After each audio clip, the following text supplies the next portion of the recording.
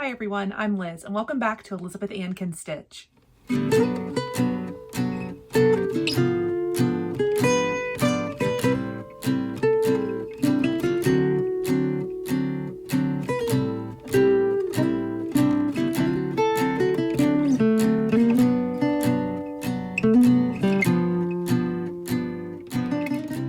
Welcome to the Starstruck2 Quilt Along. This kickoff video will be just a little bit different than my other Quilt Along videos, simply because this is a paid pattern, the Starstruck2 pattern by Layla Boutique, which of course is linked down below if you still need a pattern. But since this is a paid pattern and not like a free tutorial or a free pattern that you can easily find online, I'm not going to be sharing all of the details about how to make this quilt because obviously you need to get the pattern if you want to know everything.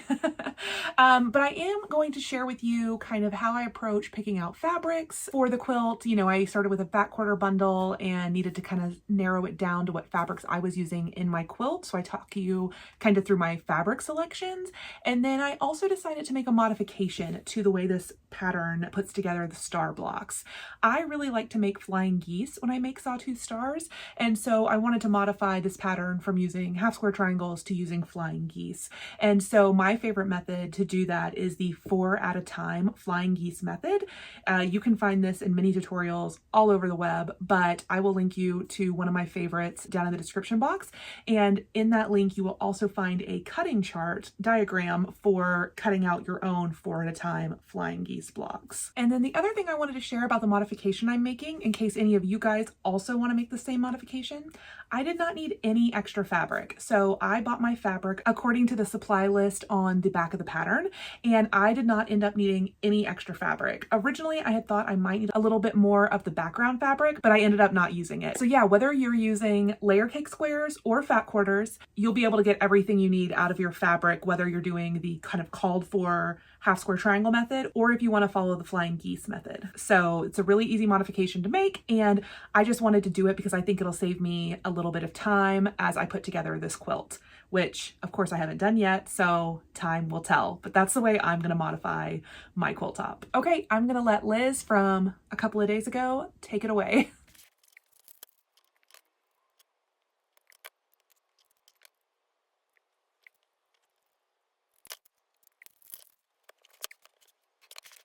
Okay, let's take a look at the fabrics I'm going to use for Starstruck.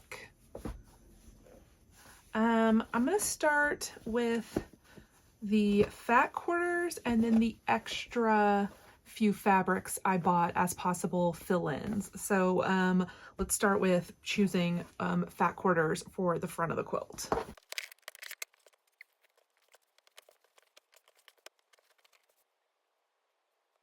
Okay, so I have 22 fat quarters here from the Little Sweethearts line from Laundry Basket Quilts, and the quilt pattern calls for 20 fat quarters. So immediately I know I don't want to use this fabric in my stars and snowball blocks because this is actually what I'm going to be using for the background of the entire quilt. So we know for sure this print needs to come out. And then I need to decide, I think for sure this one should come out, even though it's such a pretty fabric. I think it's just too similar to the background. And let's see. Yeah, I think this one needs to come out. Now this one, this is what I got to be the backing of my quilt. And I mean, it definitely wouldn't be high contrast, but I almost kind of want to keep this in the quilt. I think it'd be nice. It'll pop in. Yeah, I think I'll leave this one in.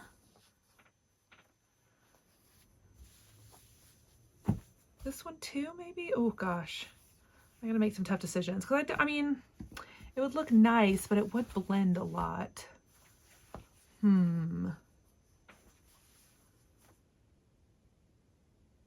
This one can stay. This one needs to go.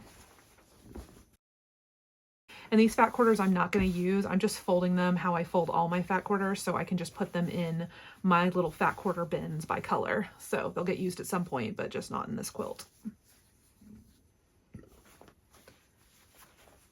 And then obviously the pink will look great. Pink, pink, pink. Okay, so I know I want to look at these. Do I want this one? So basically what I did is I bought a couple extra half yards of some of the prints that I liked. And, oh, I forgot. I also have to take out my accent fabric. So this red print here is what I'm going to use as like my accent on the corners. And so is this in my fat quarter bundle or is that from a different line? Oh, it's right. It's this one. Okay, so I need to lose this red one from the main part of the quilt because you wouldn't be able to really, you know, you wouldn't be seen. Like this contrast wouldn't make sense if that was in the fabric or in the quilt top itself. So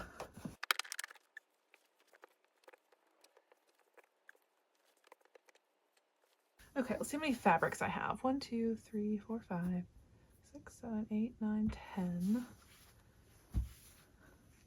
11, 12, 13, 14, 15,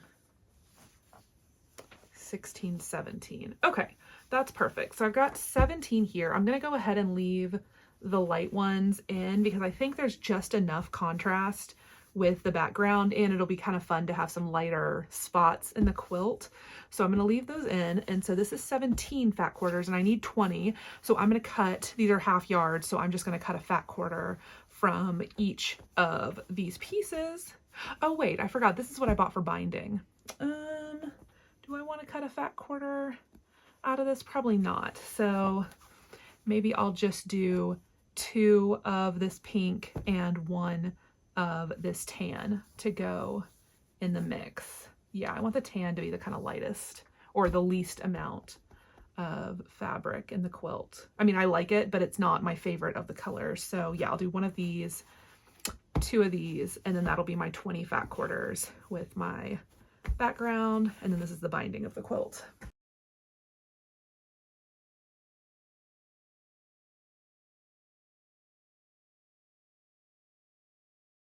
Okay, so this is the stack of fat quarters from my bundle that I am not going to use for this quilt. So I'm going to set these aside for another time. And then this is a stack of fat quarters that I need to cut out for the quilt. But before I cut them out, I am going to iron them. So let me take you to the ironing board and I'll show you really quickly how I prep my fabrics for cutting. Okay, so whenever I get ready to cut out quilt fabric for the first time, I always take it over to the ironing board and spray it, get it wet, and then iron it out. I use just water for this process. I don't really like to use starch. I guess I've never really tried starch, to be honest. I always just find that water works really well for me. So I'll show you what I do. And I like to do 2 fat quarters at a time. That way I can stack and cut out 2 at once just to save a little bit of time in the cutting process. So I'll iron each of these, layer them up, and then take them back to the cutting table to start cutting out my quilt. So to get the fabrics ready, I just give them a good spray with just water. This is just plain water in a spray bottle. And then I give it a good scrunch and make it all nice and wrinkly. And this just kind of gets some of the sizing out of the fabric. And then I lay it down flat and I iron a half, or I press, I guess I should say, half of it at a time to get it nice and flat and ready to be cut.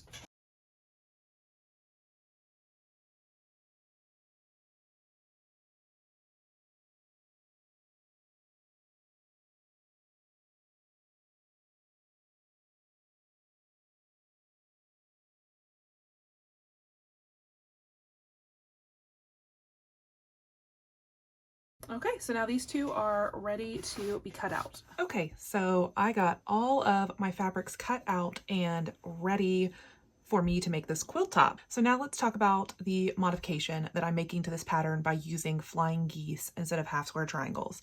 I'm not going to give you all the measurements for that, but of course I will link to a chart in the description box below. So you should know what size flying geese you're trying to make. And of course, if you have the pattern, then you know what your finished size star blocks are, and then you can figure out from that what size flying geese to make. So I have all the pieces cut out for my flying geese, which is actually this and these two stacks. So now let me show you how I make the flying geese using 4 squares and 1 larger square, and we make 4 at a time. So let's go do that. Okay, so to create our 4 flying geese, we need 1 background square, and then we need 4 of the kind of star points, so what kind of 4 squares of the main fabric and 1 square of the background fabric.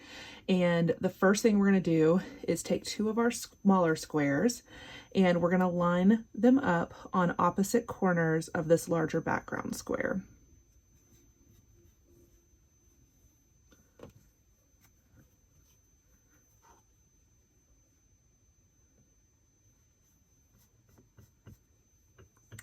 And then this is where you can use your seam guide if you have one, or you can draw lines on the backs of your smaller squares. So what we're trying to do is sew a 1/4 inch on either side of the center. So I'm going to use my seam guide tape so that I can sew without marking. But if you don't use, if you don't like seam guide tape, here is where you would mark the backs of your smaller squares.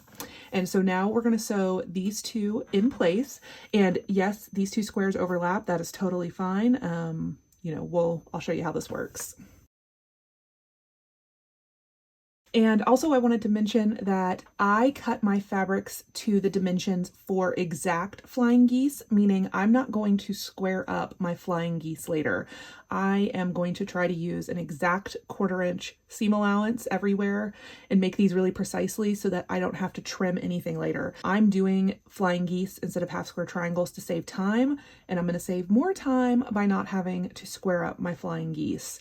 So there is a method and different charts available so you can cut these a little bit bigger if you do want to trim your flying geese down later, but just keep that in mind when you're kind of looking up measurements for your flying geese, if you want to do them a little bit bigger to trim down, or if you want to do them exact. I am doing mine exact right now. And so I'm just going to make sure that the point of my fabric right here, it stays on this left line, and then the red line is the line I'm sewing on, so that I'll be a 1/4 inch away from that center point.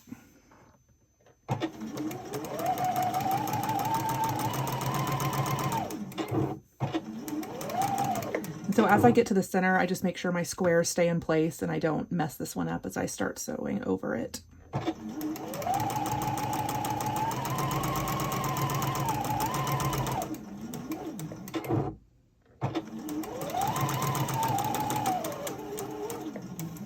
Okay, and then without even breaking the thread, I just sew a couple extra stitches and I just flip this around and again line up the top and bottom on this left 1/4 inch line.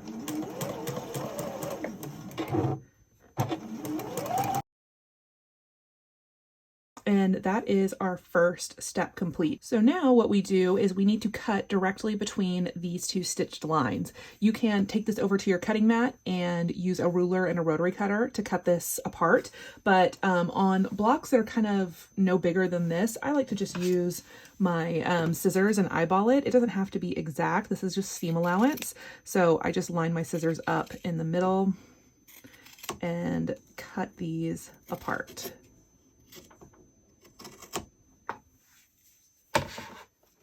And then now we're left with these little blocks that look like hearts. Let's take this over to the ironing board for a second. Okay, so then with these 2 pieces, we just want to press these seams open. I am honestly not sure if you can do this method by pressing to the side. I always press everything open, so I know it works with pressing open, but I am not honestly sure if this works with pressing to the side. So if anybody does it, you'll have to let me know how it works. But I am just going to press my seams open.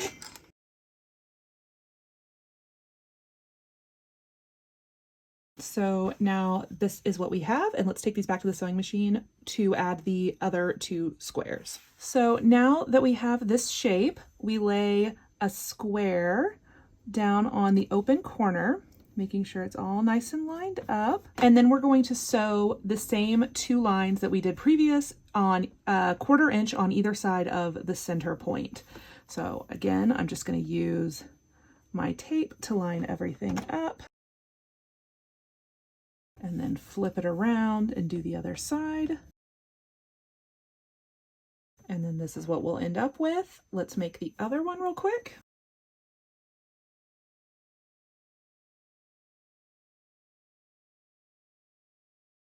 Okay, so again, you can take this to your cutting mat and cut these open with a rotary cutter, but I am just going to use my scissors to cut straight down the middle. Okay, back to the ironing board. So now you can see that when we open this up, you're going to have perfect little flying geese.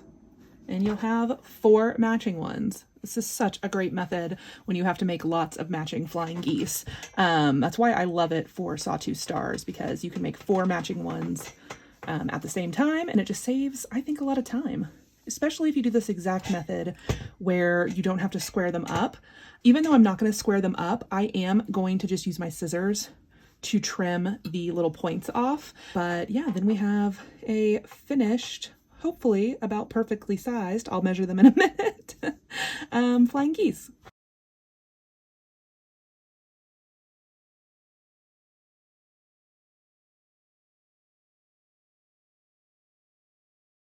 Okay, so the only thing I'm going to do to these flying geese is trim off the little dog ears. And I don't have to be precise or careful with this. I'm not cutting into the top piece. I'm just cutting those little points off. And then here is what our flying geese looks like. So cute. And let me just make sure it is the size we need. Yep, perfect. Let me get the rest of these trimmed up.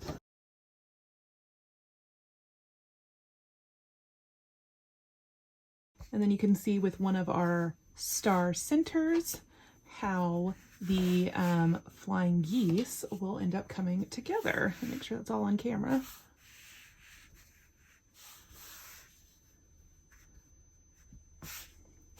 So great. So now I am ready to start on my Quilt Along schedule that I've posted, and I think I am ready to start working on all of my snowball blocks since I have everything cut out. So basically what I'll be doing is taking these 2 stacks to the sewing machine and making some little corner triangles on all 60 little snowballs. So yeah, I think that is where I will leave you for now. Okay, so as you saw in the video, I got all of my fabrics cut out. I walked you guys through the flying geese method that I'm going to be using, and then I got started on my snowball blocks. So I only have one completely done. Here's the first of my little snowball blocks. I always like to make a tester block before I make all of them. And even though this is just a really simple snowball block and it's not like I was really going to get confused about how they go together, I just like having reference blocks. So I actually have the star block because after I put together the flying geese in that little tutorial I just gave you, I went ahead and put together the block. And so now I just have kind of one of each to reference while I'm putting together the rest of them. So these are the only 2 blocks I have completed. And then after I did those test blocks and filmed my little tutorial, I decided to just go ahead and jump in a couple of days early and get started on my snowball blocks. So I have all of the first corners put on, and then I'm in the middle of attaching all of the second corners to the snowball blocks. So I am well ahead of my planned schedule, which I wanted to share with you. I'll share it right here. But basically, I made it a goal for myself to get this quilt top done in February. That is just a self-imposed goal because I decided it would be really fun to try to do 12 quilt tops in 2023. And so of course, some months are going to be small ones and some months are going to be big ones like this one. And so February is the shortest month. I only have 4 weeks. So I put the schedule together of kind of what targets I think I need to hit each week in order to get it done. So of course, this is not something you guys have to follow, but that is what I'm going to be sticking to. And I'm really hoping to be able to share with you my finished Starstruck2 quilt top at the end of the month. So I'll let you know if it doesn't look like it's gonna happen. I'm gonna try and make it happen though. But anyways, I feel like I'm off to a good start because I started a couple of days early. So of course I've got all my fabric cut. I've started the snowballs and I'm really, really excited to keep working on this quilt. So yeah, let me know if you're also working on this. Myself and Liz Matthews from Hello from Liz Matthews started this quilt along, and we have a hashtag on Instagram where you can share. I think that's where we'll be mostly sharing updates. And then of course in our own personal Floss2 videos, of course we'll share what we're working on, which will include the Starstruck2 quilt because we are both really excited to get this made. Thank you so much for joining me in this little kickoff, and I hope to see some of your Starstruck quilts over on Instagram. Thanks for watching. Bye.